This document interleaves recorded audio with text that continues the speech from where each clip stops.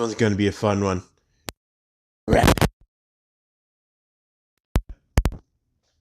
Hi guys, I'm back. I'm trying to record more often for you guys, but I haven't had the time where nobody's at my house, so I can be as loud as I want, so you guys can hear in my full reaction. Yeah, I hope you guys don't put it against me, but I don't have a sound booth. I don't have any professional equipment besides my gaming headset that I'm currently wearing that you guys are listening to. I'm recording this with my old phone, my gaming headset, and yeah, I'm running around my house to get the full energy out of this. I'm still trying to set up my computer in a soundproof room, but we have no rooms at my house that have absolute soundproofing that don't have an echo that echoes throughout the entire house. So, I'm still working on things. I hope you guys don't put it against me, but I'm back. I'm doing one-shots for a little bit. I want to continue the Junkrat, but I've thrown it in a direction that I only could see a one-shot on. And I didn't have enough time for that. So I may restart it. But this is one I've wanted for a while. I don't remember if I was doing this in my own head or there was an actual fanfic about a contractor. What if female Deku, or Izumi, or Izuko, whatever you want to call her, had the ability of the devil's contract? This quirk, I'm going to explain the whole thing because we're going to jump right into her being close to 180 years old. This quirk allows her to manipulate reality upon signing a contract. She can summon the contract with the rules and stipulations of the contract. A binding contract. And she can manipulate the contract if there are loopholes. So she tries to put loopholes. She was 18 when she first made her first contract. And that was with her own father. All for one. And the contract states, as long as you have breath, I will have access to every quirk you have. Upon your death, I will gain everything you had. So he is trying his hardest not to die. Because she's still in the gray area. She wants to do good, but she keeps her feet into the underground. She goes by many names. The goddess of voodoo. Yes. The devil. Lucifer. Anything you can think of about a contracting deity, that's what she's gone by in the underworld.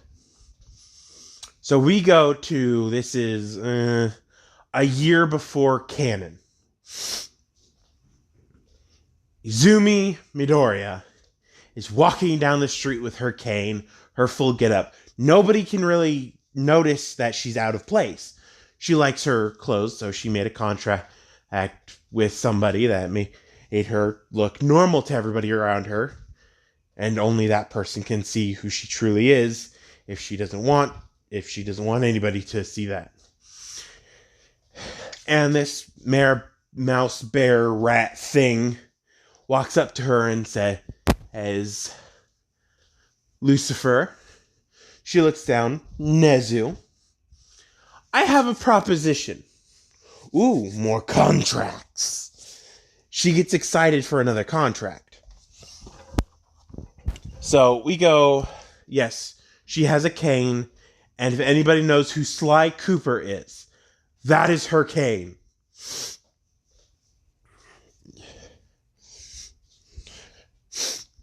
Yes, she has a cane. It is Sly Cooper.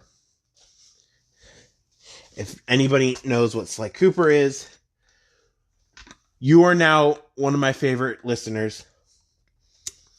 If you don't, go check it out. Great games. So, we go to UA. Nezu's in his office. She's also in his office. And Nezu asks, could you be a teacher for UA? And she goes, what's in it for me? He goes, more opportunities for contracts. She goes, I could just walk down the street and ask for contracts and people would give them to me. What exactly kind of contracts am I looking at? Very beneficial ones. And I have a suspicion. He is not dead. And he may attack this year of heroic students. Well, I can tell you he's not dead because I don't have his entire empire. Nezu freezes. Yes. The first contract I ever signed was with him. Can you guess why? Probably. I won't really care if you figure it out. Because I'm not who he wants me to be. I'm who I want to be. And I make the line. I am the line. I am the difference between good and evil. I make everything go round. In a way. Because everybody has made a contract with me at some point in time, besides the newest generation, to get what they want. Number one contract I signed was with the progenitors of quirks. No quirkless people has been born in the last 100 years. They've all been super invisible, which is really weird for me to say, but they've all been invisible or super weak. Goes, okay. He goes, I know what I want. I know why I'm going to become a heroics teacher. He freezes. But the question is, what are you willing to pay me? Slides a contract that came out of nowhere forward. He goes, I will pay the rest of my life. She goes, no. How about this? You become the undisputable principal for the rest of time for UA High. And I'll join as a teacher for the rest of UA High's lifespan. He thinks, he scratches his chin. He goes, I'll have to talk to my staff. Oh, this extends to all your staff. They would become the unalterable staff of UA. As long as UA is required, nobody can take UA out of the number one hero school. The tests become more fair. Everything becomes a better environment for heroes to learn to become heroes. And Nezu goes, let's talk about this with the rest of the staff. He calls a staff meeting. And a song starts to play. Sympathy for the Devil by the Rolling Stones. Listen to that song. It's really good. Now, I gave you a few seconds to click off this video, listen to that song, and come back.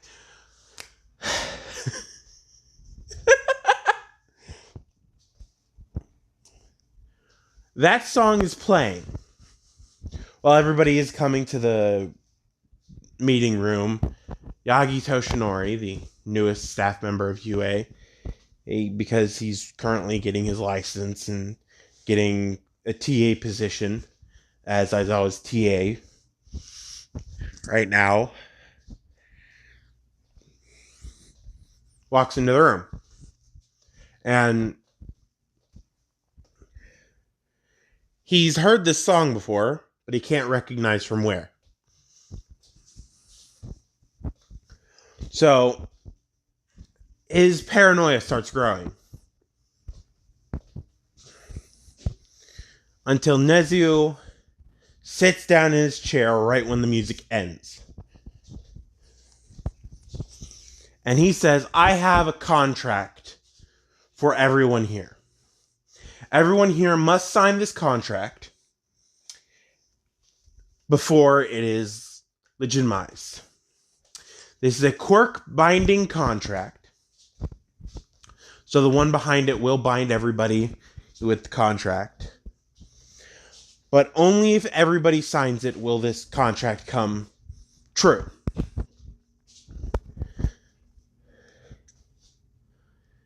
And Yagi's like, why am I here, though? He goes, it's for every staff member of UA. I, Nezu, subject of the HPSC for a few years, was saved by Lucifer. Full alias, Lucifer Morningstar. Everybody freezes. I made a contract with Lucifer that I'm the only one who can find her when needed. Unless she wants to be seen by people. And I found her because I had a gut feeling that she will be needed. And she is on campus now. She is right behind the door, about to come in. She will tell you what this entire contract involves. I have already signed it. There's a little paw print in blood. All we need is a drop of blood and your thumbprint. And that's all it's needed.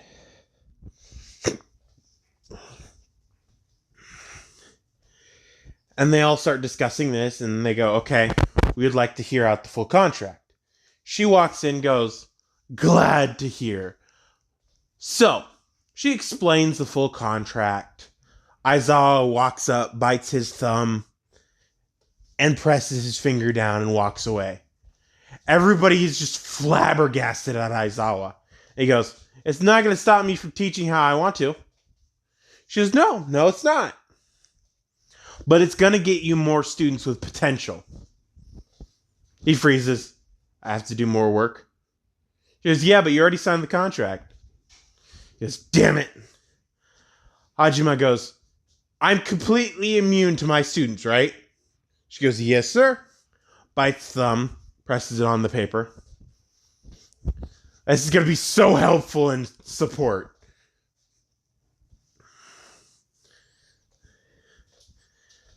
Midnight goes, I don't know.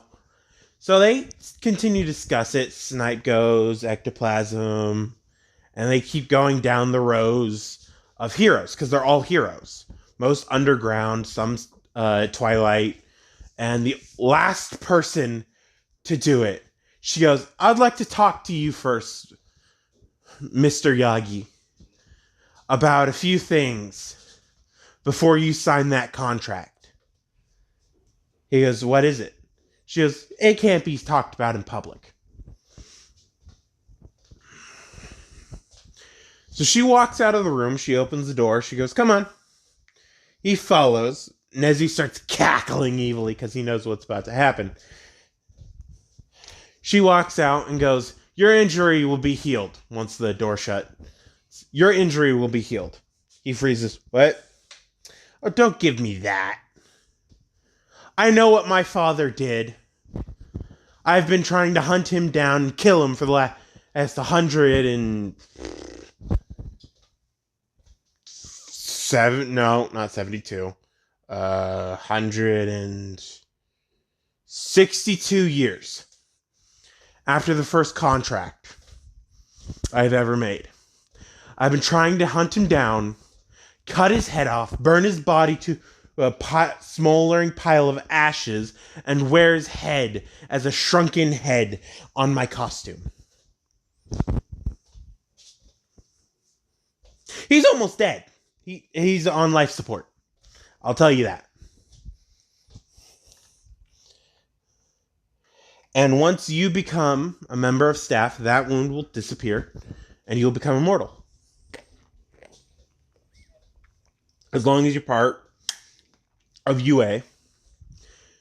The new hires from once this contract is signed will all become immortal as long as they're part of UA. He goes, okay. One last question. She goes, I can help you find a successor, before he even asks the question of what about my successor. And I know the perfect successor. And he goes, who? My son. That's important later. He goes, what? She goes, I had a fling with a girl, and one thing led to another. I married a lovely lady named Inko Midoriya. She's the biological mother of my son, Izuku Midoriya. Yeah. He'd be your perfect successor because in the last 100 years, he is the only one who can withstand the burden of One for All. You were an anomaly. My contracts require outside intervention from either my father or my uncle. You are the biological son of one of the previous generations of One for All users. He freezes. Because my uncle knows the same thing I do. Your quirk can be only handled by quirkless people now. Because it's gotten too strong for a quirk person. So, what you're going to do is take that quirk, hand it to my son, and you become his uncle. Now, hold on. I know what you're going to say, but you're the daughter of a supervillain. I'm technically not a supervillain. I'm a vigilante. Once I get hired as a UA teacher, I'm going to become a hero. An underground hero, but a hero, nonetheless. Known as Lucifer Morningstar. The devil of the world. The devil of the underworld. The fallen angel, whatever you want to call me. But that is the deal.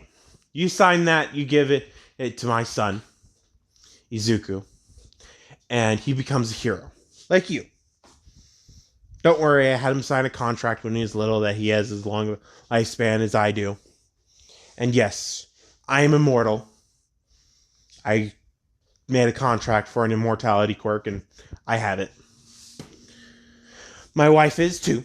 Don't worry. He goes, but don't ask for details. Don't ask for details. You don't want details. He goes, but details will hurt your head. If you ask for details, they will hurt your head. So, will you sign the contract? He goes, yes. He walks into it, a new section that's blurred out for everybody except Yagi.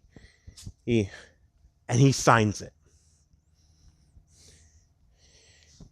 Izumi goes home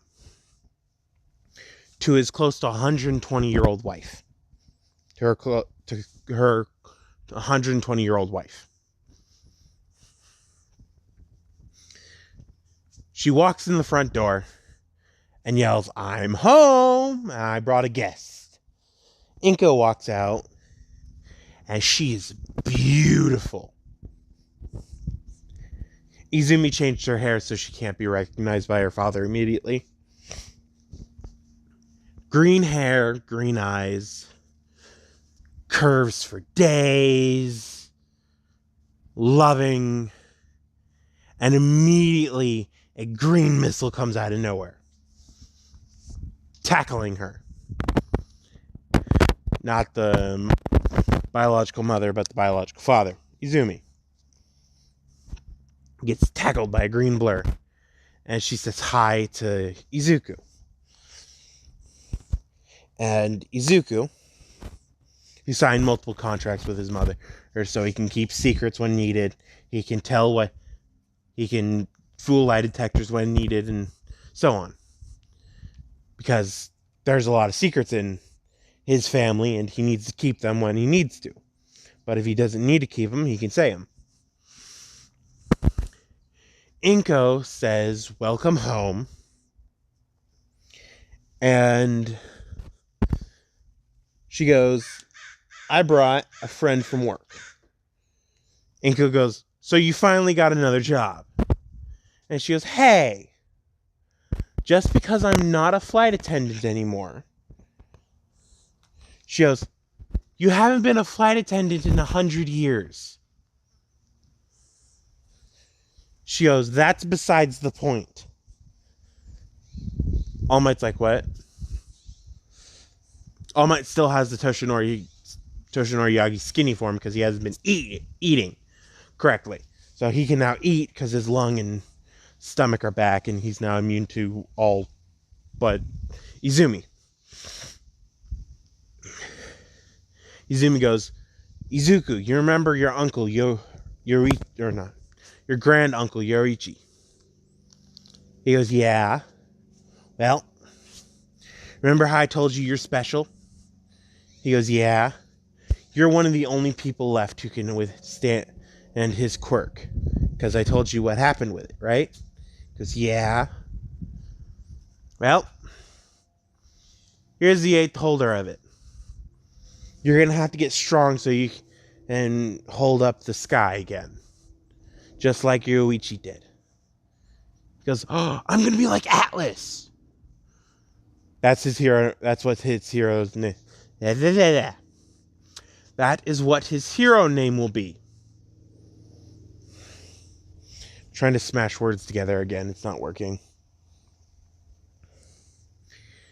He starts bouncing, and she goes, "What did I tell you about bouncing? I may leave footprints in the floor." She goes, "Yes. Now, run along. I need to talk to your mother for a few minutes." He goes, "Okay." Runs to his room and shuts his door. All Might's completely confused. She goes, "I have many contracts. He's protected. If anybody tries to force him to say anything he doesn't want to, I get alerted, and a localized nuclear fusion or fission, I forget which one, but they're very destructive, happens, and they won't survive." So, Izumi explains to Inko, and Inko agrees. So we go to 2 months before canon, when the UA entrance exam happens. Izuku, who's doing push-ups right in front of the gate, hears clinking of boots. Clicking of boots on the ground. And he looks up and goes, "Oh, hi. I thought you weren't allowed to visit me." She goes, "I'm not visiting you. I made a deal with ectoplasm." "Oh, so you're a clone." "Yep." He goes, "So what's going on?" Well, I'm just here to tell you, shrug off heaven's weight. He goes, okay, will do. Once Mike says, go! In the loudest voice he can, Izuku shrugs very deliberately, and all of a sudden everybody feels like the heaven is pushing down on them. And he goes, oops, sorry, and starts running. The weight just disappears after he starts moving. But he is moving fast. He can't hold 100% yet because he's not quite there, but he can hold up to 15, maybe 20%. Many contracts, many different abilities he has, but he does not have a quirk. That is important. He does not have a quirk, except for One for All. Yoichi has been talking to his grandnephew, learning about his niece, and so on. So we go to the recording studio, where everything is recorded. She goes, I want to record my sons and the class of 1A.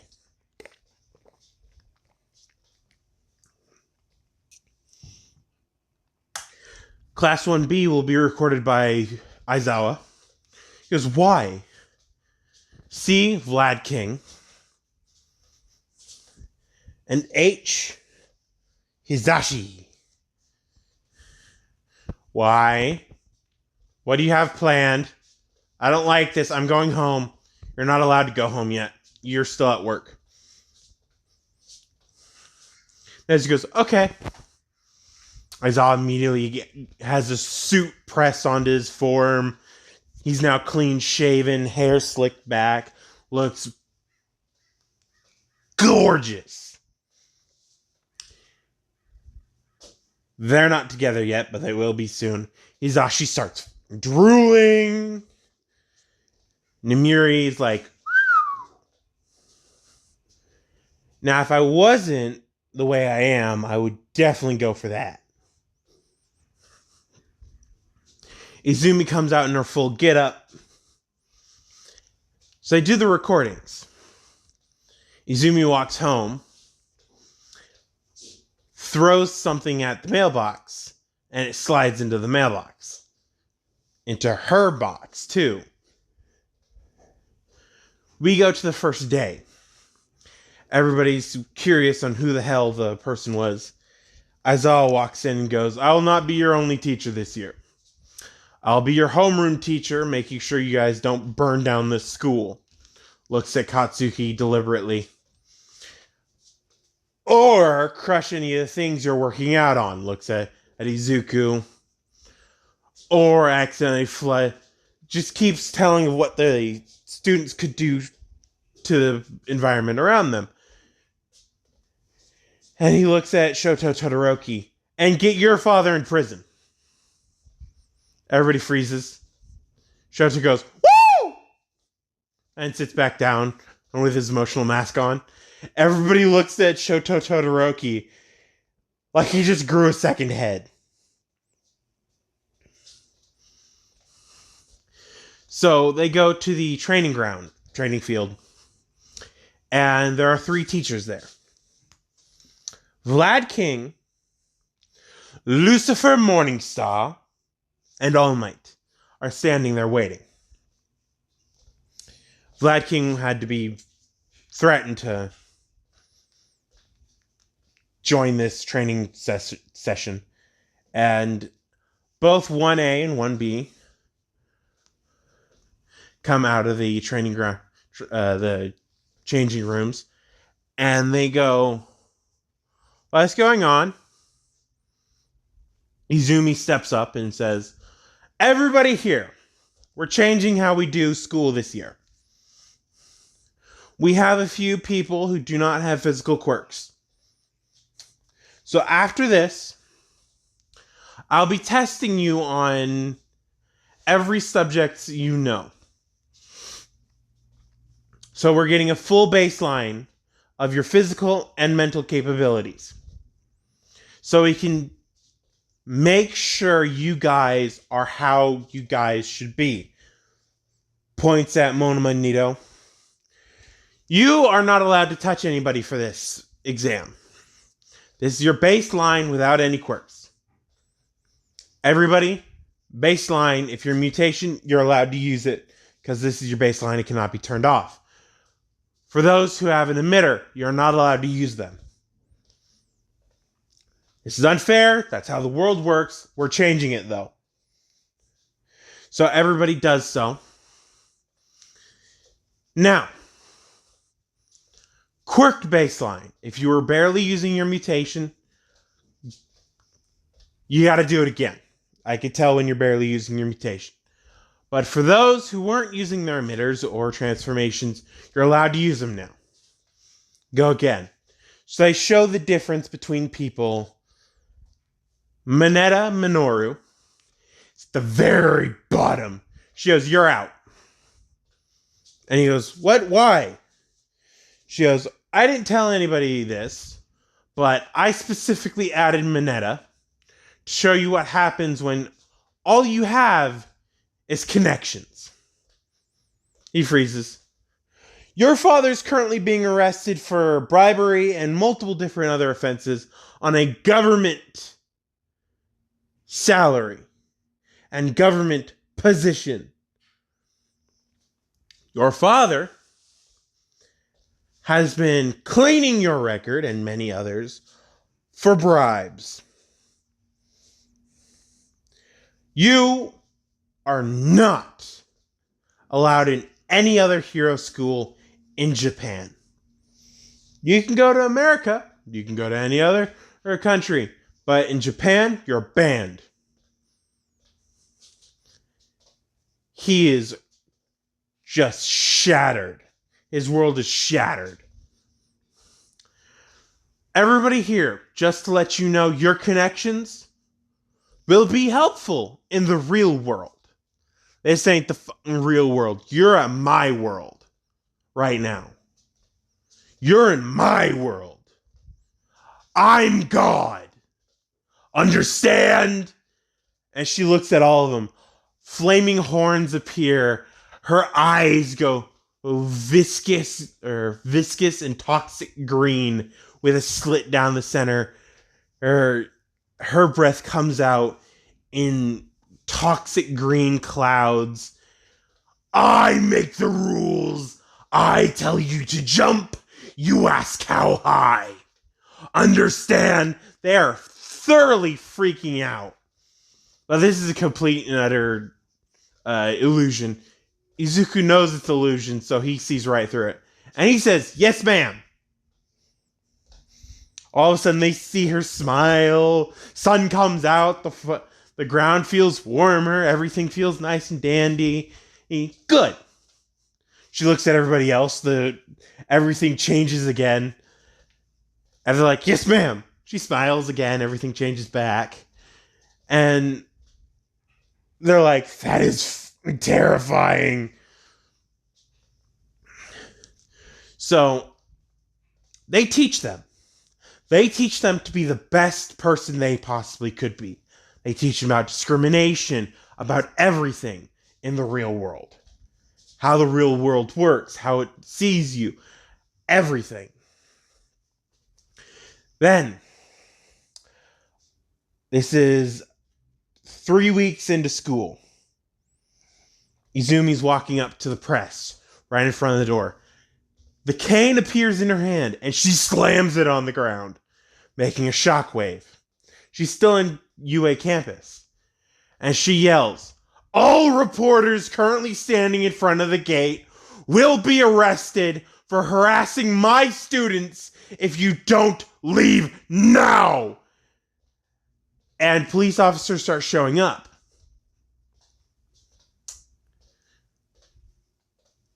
Yeah. The cameras that were blocked by the reporters aren't blocked by the reporters anymore.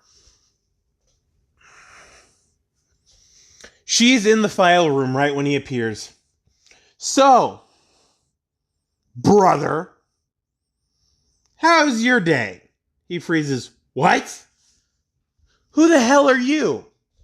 Oh, I'm your adoptive big sister.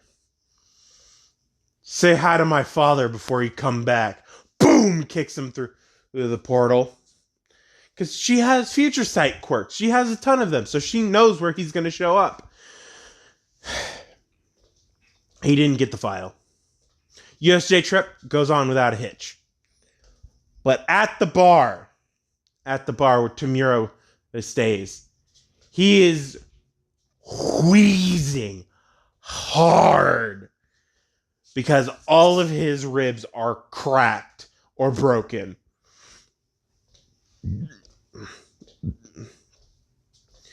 Kurogiri's freaking out. Sensei's like, what the hell happened? He looks directly at Sensei and goes, somebody claiming to be my adoptive sister? Sensei freezes. Shit, she's still alive. I forgot about that. She hasn't tried to kill me in the last 5 years. I forgot about that. Tamira's like, what? I have a biological daughter. She has quirk, devil's contract. Cannot take it, nor do I want to take it. Because once you get a thing in your mind, the devil's contract can apply it to whoever takes the quirk or has the quirk. She wanted to be a hero. She's now a vigilante. Well, she's at UA. Sports festival. The hero classes smash it. Just thoroughly smash it. And everybody's like, the general ed couldn't even keep up. Izumi comes up on the PA system and goes, due to reforms in our training programs, we have significantly increased the rate of development for our UA students, both educationally and physically. Those who do not require physical education are put in normal PE classes, but the hero course are put through 3 PE classes throughout the day. 1 in the morning to warm them up, a few normal education classes, another one before lunch. They have a break at lunch, and then their exact hero training. And if you've noticed, we have used code names this entire time. Ground Zero, Pinky, Twinkle, and so on. It is not Can't Stop Twinkling or Not Stop Twinkling. It is just Twinkle. The sparkly hero, Twinkle. I'm not kicking out Aoyama.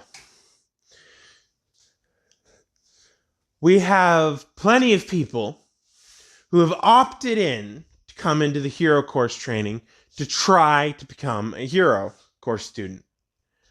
We have allowed them to join the morning training, but none others, besides their normal PE training. Will you welcome to the field Mindwash? And it's because he changed his quirk with a contract of hers. Instead of just being called brainwash, it is an actual brainwashing quirk. He just has to either touch you or he has to make verbal contact with you. So you have to reply to him any way you can, verbally.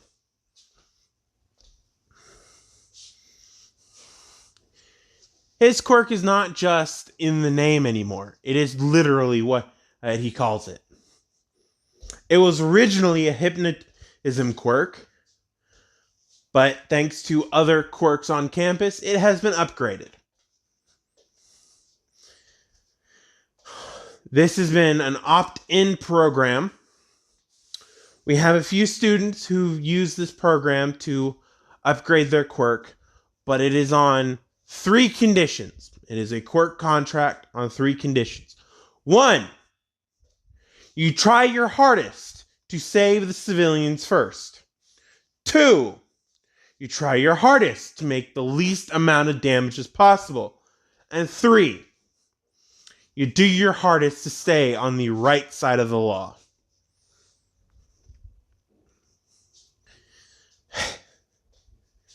Now, if you all excuse me, I must check something, so I'll leave the commentary back to Eraserhead and Present Mike, 2 of my favorite teachers on this campus. Have a good rest of the day. She walks out of the stadium and towards the train station. She gets into the train station. She gets the train to Camino. She walks into Camino. Nobody's paying attention, but she's just swinging her cane. And Shigaraki walks by. She pickpockets him for the key into the bar. She unlocks the door, walks inside, asks Kurogiri, "Can I get an entire bottle of Jack Daniels? Because I got a drinking problem. And it needs to be solved because I haven't had alcohol in the last 12 years. Damn wife." He goes, "Sure." Thump. "Wait, we're not even open. I found the key outside." Tosses the key to Kurogiri.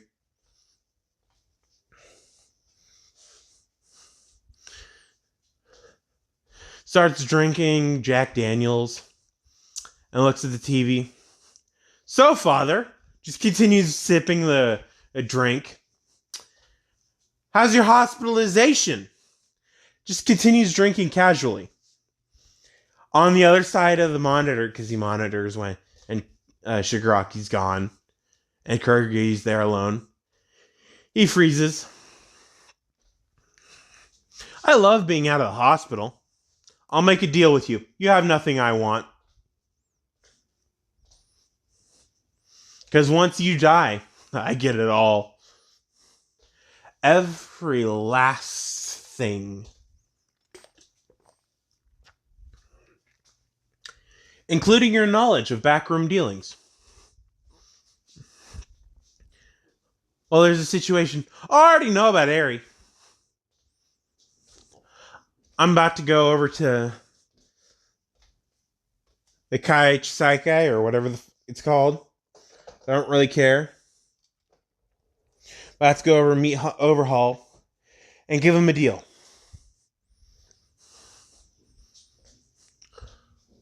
Quirk erasing bullets for free. You get the perfect solution without touching Eri ever again. He goes, "You know, I raised you well. You didn't raise me. You tortured me for the last 13 years you had me. When you figured out I had a quirk you couldn't take without being manipulated by it. I always said your will was weak. Guess I was right. So, what you're going to do is back off my school, or I'm going to put you so far down into the ground, you're going to be melting in the core of the goddamn earth. Because I made a deal with Nezu. Everyone in the school becomes my subordinate. They become immortals. And they teach the future generations how to be true heroes. And it's your doing that people had upgraded quirks. Yep. I'm Lucifer. Whatever I want done, gets done. Oh, and what did you want done? I wanted a copy of their upgraded quirk. Little explosions pop in her hand. Little Russian nesting dolls start popping out of her suit. And he goes, I forgot how terrifying you were. She goes, I'll take that as a compliment from the boogeyman of the underworld. We go to a few hours later. The Yakuza base. She walks in with this, the chaperone.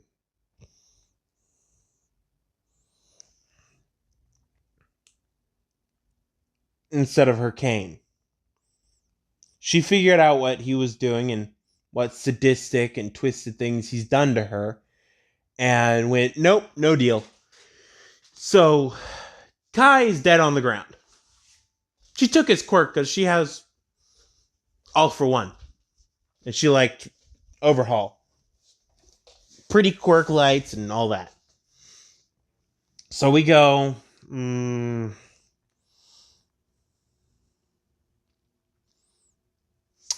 minutes. 5 minutes of her clearing out the Yakuza base. And they show up. Oh, she shows up to Eri's cell. Takes Aries out and makes a contract with her. All the bad memories will be turned into good memories for her to try and tame her quirk. She doesn't have to use it. She just has to tame it. So Aries signed it. She didn't need to use a drop of blood. She just grabbed a syringe of the quirk erasing bullet originally and touched the needle to the paper. Because yes, her blood was in the syringe. So we go 10, 20, 30 minutes later. She walks into her home and goes, I'm home. And Inka walks in, sees a little girl and goes, you adopted, didn't you? Last time we adopted, we got a Nezu. And that's important for later. She goes, yes, I adopted. I quite enjoy adopting children. She goes, last time it wasn't a child. It was a megalomaniac psychopath who wanted to take over the world. And now he runs a school under me. Did you even tell Izuku about that? Nope. Tell him when he comes home. And you use the chaperone. She goes, yep. Sometimes I wonder why I love you. Because I'm a goofball. I'm very dorky. And I do that thing you like. She goes, you said you would not bring up that thing in public conversations. Well, it's not a public conversation. It's a private conversation. I never said what that thing was. I just said, I do that thing you like. She goes, true. Aries just completely confused because it changed the mean overhaul for the indifferent overhaul.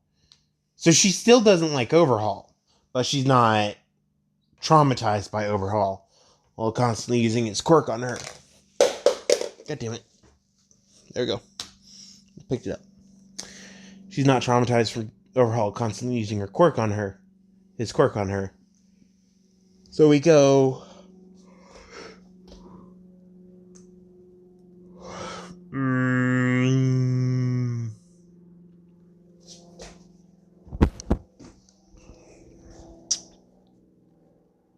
Stain. Stain arc. Stain was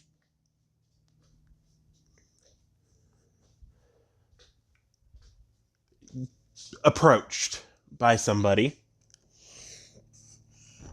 Somebody in a voodoo witch doctor like outfit. Steampunk witch doctor-esque outfit. And he signed a contract with her.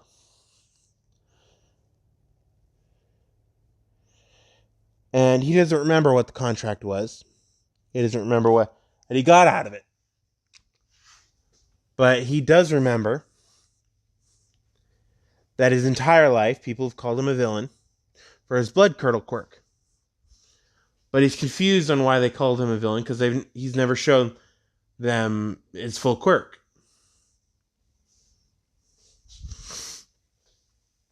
He's always showed them the paralytic part, not the blood turning to acid because he wants it to part.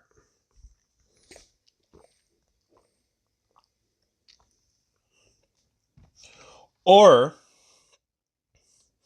the part where he can control the blood he consumes. So if he consumes Tanya's blood, he can control Tanya up to 10 minutes. 10 minutes for A, 8 for B, and so on.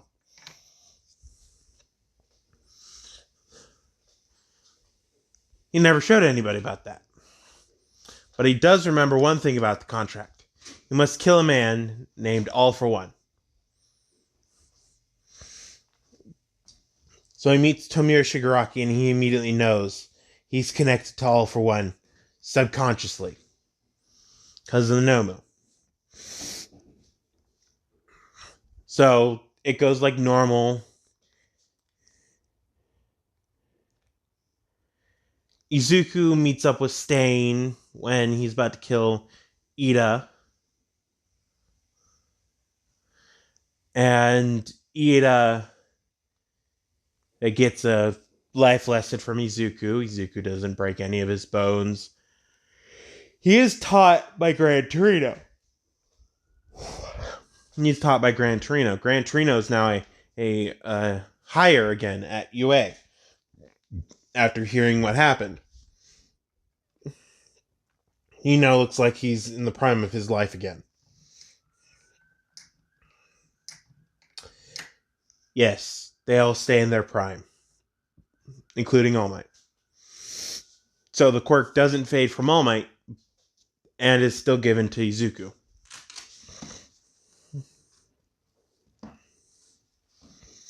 So we go training camp. No. It's final exams first. Goes pretty much normal. Izuku fights All Might, so does Bakugo, and everybody fights the normal. But the teachers know about the changes to their quirks, so they adjust for what they need. So we go training camp. All for One says, I cannot support you with any Nomu if you attack the training camp. Shigaraki goes, that's fine. We don't need it.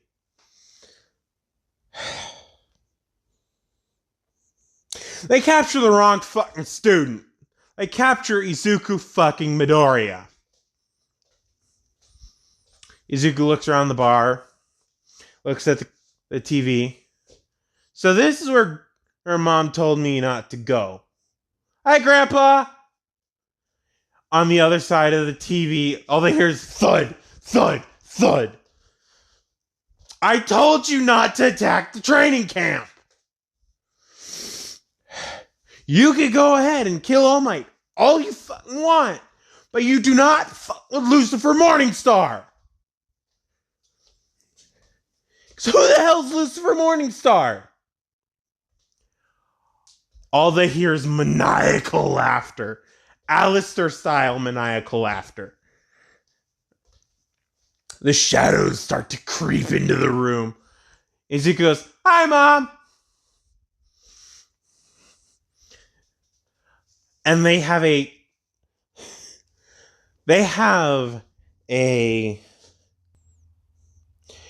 monster-like picture of a woman coming up out of the shadows on the ground.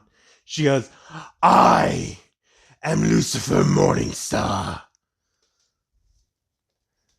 the fallen angel of the hero world.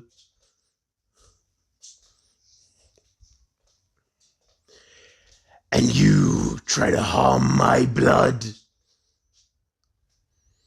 you will die a slow agonizing death.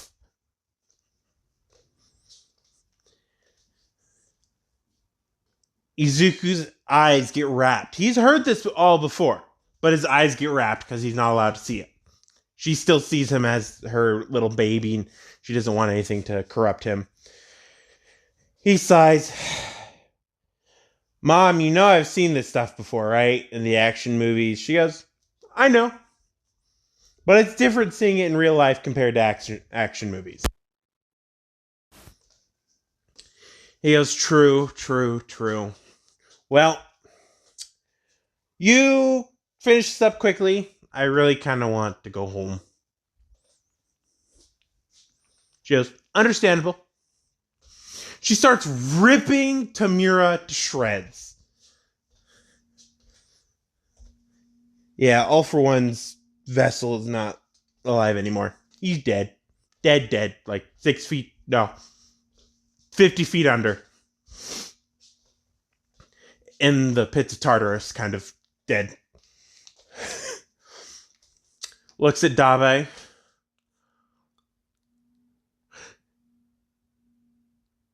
You look familiar.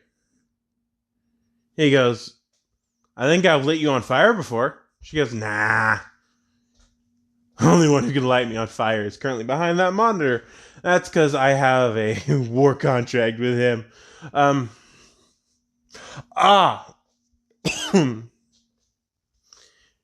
You're the brother of Shoto.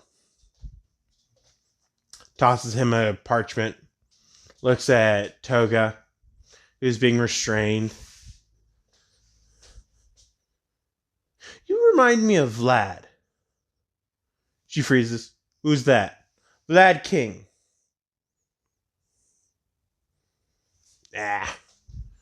I'll take him to you. Oh, you to him. He's currently at UA, holding down the fort. There you go. She gets sucked into a shadow, and in front of Vlad King, she just comes right out of the ground. He freezes and asks, Himiko? She freezes. Who's asking? He starts crying because that's his biological daughter. Yeah, she was stolen from him by his ex-wife's sister's family. His ex-wife died in childbirth, and they said that the father's dead. So they took the child home before he'd come back from God, 6-month mission.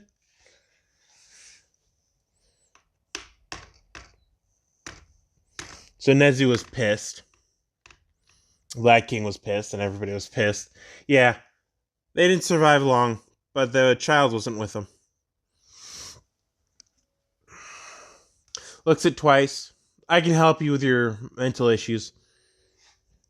Because really? I don't care. He goes, yeah, sign this parchment. Read it thoroughly, though. Fuck off. Will do. So he reads it thoroughly. He goes, thank you. I hate you. Pricks his thumb, signs it. Immediately, two heads of Twice appear. They look at each other. What the hell? I love it! She goes, I could help you split personality. Now, every time you physically split, you could split into two primary bodies. Kurgiri's knocked out because of shadows.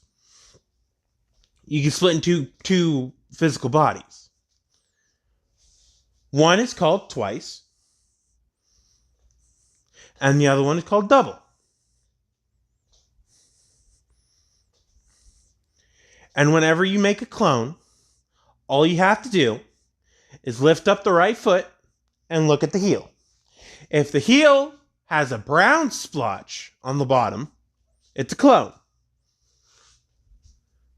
And if you try to wash it off, it will not go off. But if it does not have a brown splotch, it is the real one. There you go. Thank you! You're the best! They both agreed. Everybody's like, what? So, she goes, that's everybody here. Spinner goes, what about me? Magni goes, what about me? Oh no, you're best as criminals. Magni, keep doing what you're doing. Looks at Spinner.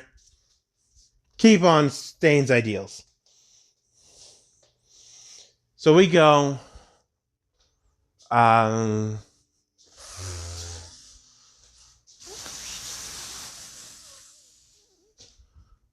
jaunty stroll. Izuku's currently walking with his mother. So where are we going? Further across Camino. Why? I have to deal with your grandfather. Are you going to give him a little shrunken head bobble and keep him on your belt? Like you said you were? Yeah. I'm going to stop his heart, claim everything, then use his blood to forcefully make a contract with him to make him a shrunken head and keep him with me at all times. You can hear some stories from him. He goes, I like that idea. She goes, I know you did. You would. Just ruffles his hair. He smiles. He goes, well, I'm going to go talk to my classmates, which are currently over there, and see you later. See ya. He walks over to his classmates. Hey! They freeze. What? They're like, who are you? My mother's Lucifer Morningstar. Like, oh, okay, it's Izuku.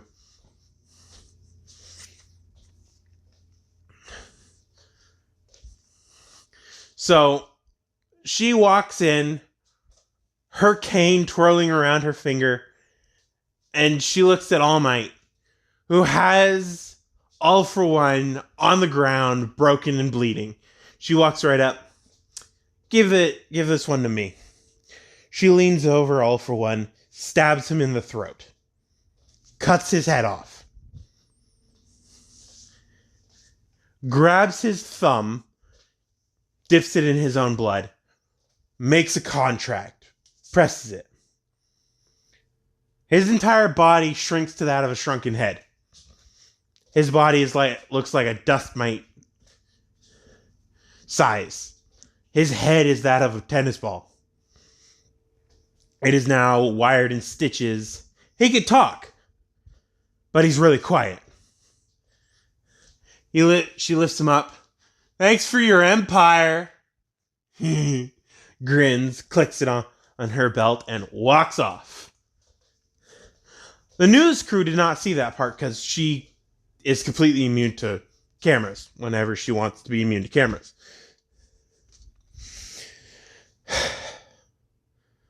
$300 later, UA's still there. Heroes are still needed.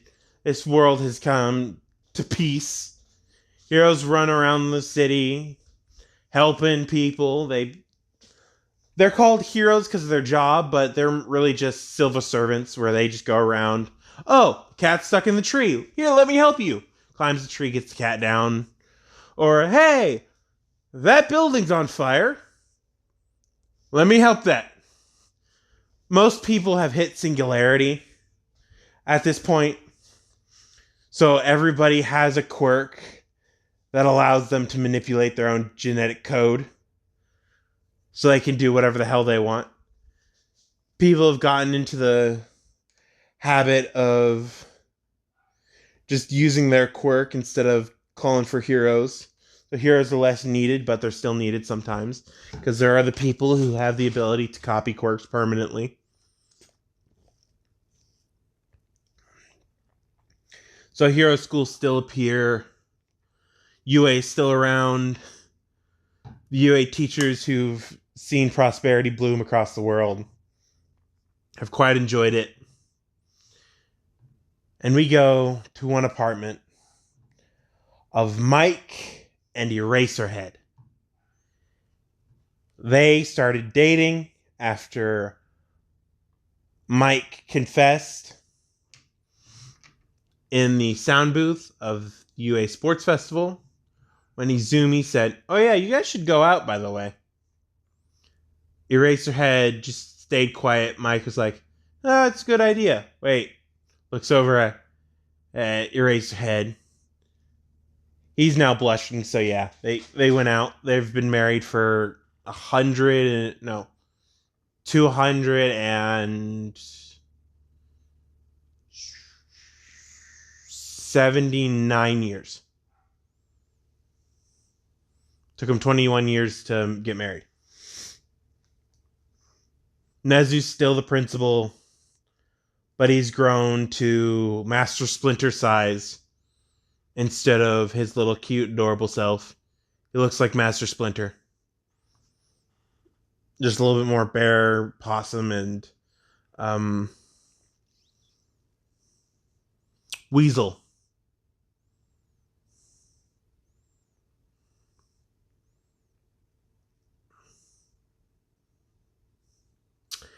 So that's it. It went really fast because she knew what to do. Really overpowered. Hope you guys enjoyed it. If you guys did, hit the like button. If you guys didn't, tell me what I could have done better in the comments because the dislike button doesn't work anymore. Talk to you guys later. Bye.